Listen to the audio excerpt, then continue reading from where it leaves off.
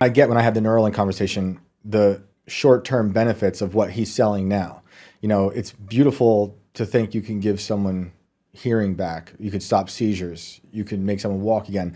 It's hard to argue against it, you know, but it's the things in the future where that will become a necessary part of life, I think, if you want to partake in whatever modern life looks like in the maybe not so distant future, you might have one. And it's funny to me that a lot of the people who say they might be against transgenderism are now perhaps will embrace transhumanism by wanting the Neuralink and, you know, altering their body to be part of this dystopia.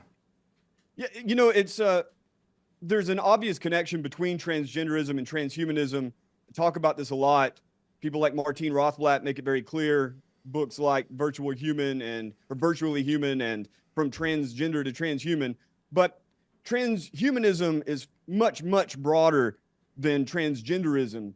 And you have, for instance, the enhanced Olympics that Peter Thiel is boosting. Mm-hmm. And that is basically gender normative kind of version of human enhancement, transhumanism, that doesn't really involve cutting off something and replacing it with a Mr. Potato Head part. It's more, you know, giving Mr. Potato Head bigger and bigger parts, right? And Mrs. Potato Head.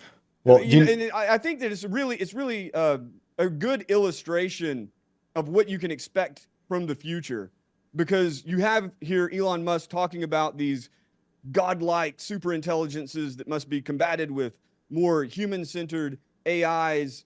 And the way that we're going to combat them is to link our brains to a tertiary AI self that's been trained on our morals and values and ourselves. Yep. And we'll link our brains with freaking trodes in our gray matter, blah, blah, blah, cyborg heroes against the post-human swarm. And yeah, okay, I'm sure something to that extent is on down the road, kind of. But if you look at transgenderism, and this is very old. It's over a century old, right? And whenever people are like, they're 50 years ahead of anything you see today, I'm like, well, okay, let's check in on the transgender movement.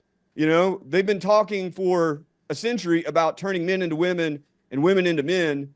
But, you know, last I checked, I mean, on occasion you find one that would pass on film or maybe in a club, but they have not successfully done any of that. Mm-hmm. What they've done is they've created technological illusions by kind of grafting body parts and things like that. But, you know, ultimately, the only thing they've really accomplished is to get people to accept it and to get people to change their language and to call a man a woman and a woman a man. Yeah.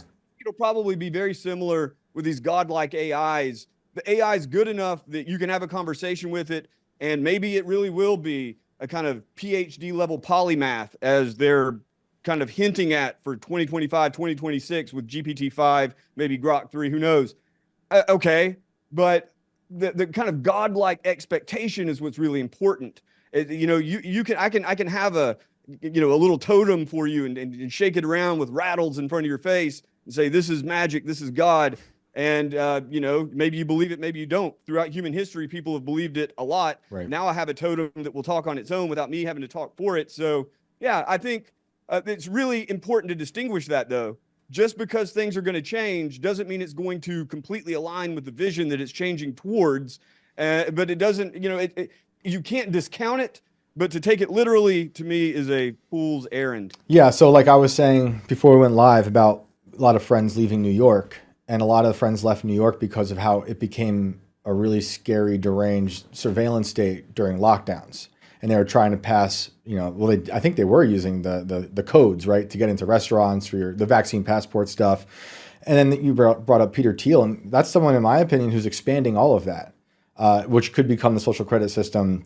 And then also, speaking of becoming gods, he's known for injecting the blood of younger people into his body with the company Ambrosia. Have you heard of Ambrosia?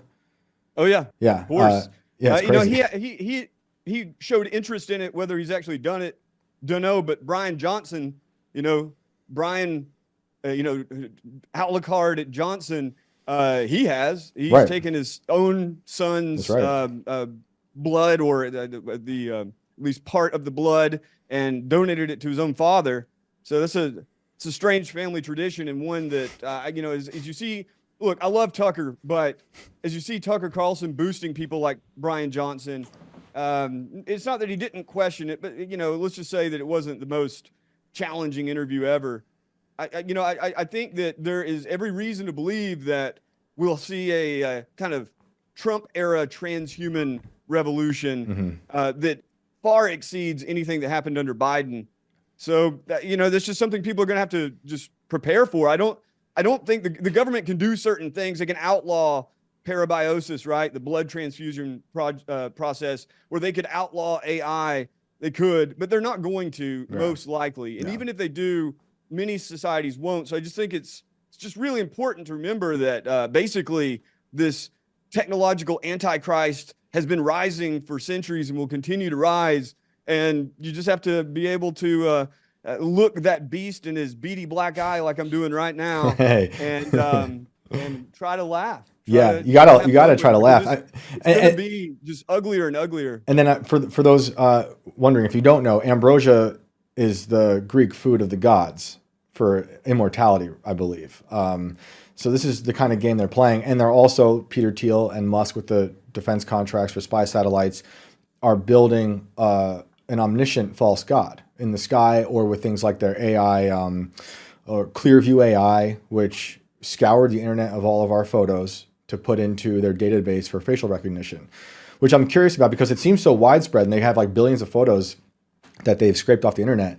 And I'm wondering how, if they are, I'm sure they are, applying that to what's going on with the recent assassination of the United Health CEO, who just seems to have vanished, right? In a surveillance state like New York, where cameras are everywhere.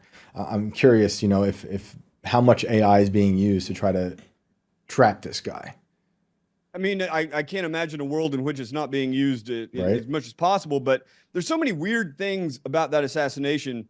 The more I've looked at it, especially, over the weekend, people have noted pretty much immediately, right? The online swarms noted that you've got those Crime Stoppers photos that they put out, and one shows the shooter at the scene of the crime, and he's got a kind of dark jacket on with a hood, and the backpack is obviously like a whitish or silverish color. And then you've got the other picture that they put out where he's flirting with the girl and has pulled his mask down, or her mask down. Who knows? But never be too sure. One way or the other, the backpack is black, right? So, and the hoodie is very different.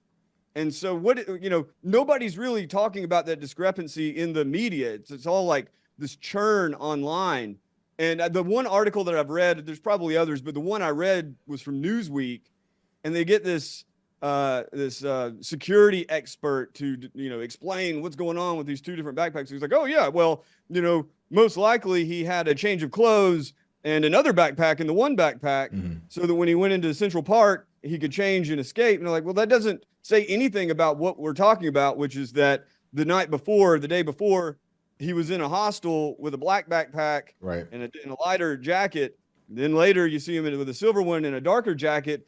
And it really doesn't make any sense. Like, why would you even say that? Like, the guy's going to have like an almost identical outfit in his backpack and throw that bad boy on? It doesn't make any sense. So what I see is like, it's either, I usually attribute these sorts of things to just stupidity.